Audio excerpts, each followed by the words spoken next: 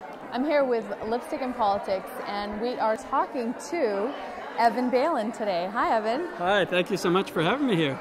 I am super excited. You're talking tonight, right? Yes. So tell me, you're going to be talking about your company. What is your company? Tell me all about it. Well, I'm going to be telling a little bit about the story of my whole career, but sort of the pinnacle of that has been to create a marketing company called First Page Sage, which works with women's causes and other good causes. So we try to use the magic that we've developed over the last 7 years towards good causes rather than just any company.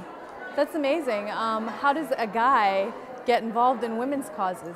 It's kind of a long story. I started what became one of the largest kids' websites online, and it was a site for girls.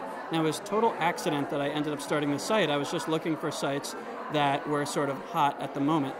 And there was this site that I ended up buying called Cartoon Doll Emporium, a dress-up doll site, like a virtual doll site.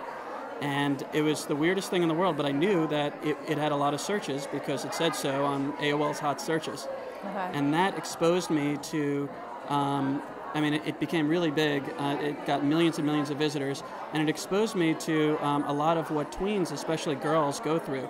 You know, in the 8 to 12 area, there's so much sort of identity crisis. Right. And girls in particular are subject to so many difficult things in society. Absolutely. And they're, marginalized in many ways and told that they need to stay out of, like, sports. And, and that's just sort of a subtle thing, I think, that goes on.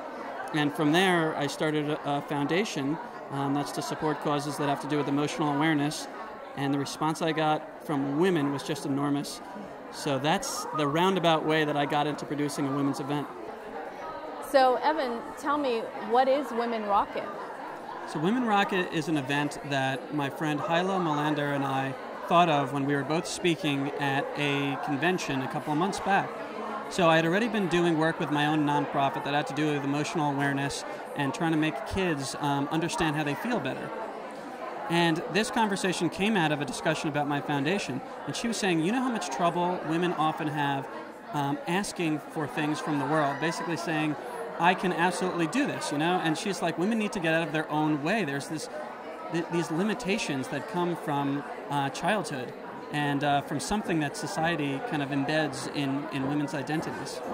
So I really started to think about this, and I was like, of all the women that I talked to, because I can't draw from my own experience, they all agreed, and I said, this is an event that we absolutely need to do, and I want to be on board. I need you to take the lead because you're a woman, of course, but I want to be there and support it in every way, and I want to speak also because I want women to know that men need to be involved in this cause. Well, thank you so much, Evan. Thank you very much. Appreciate it.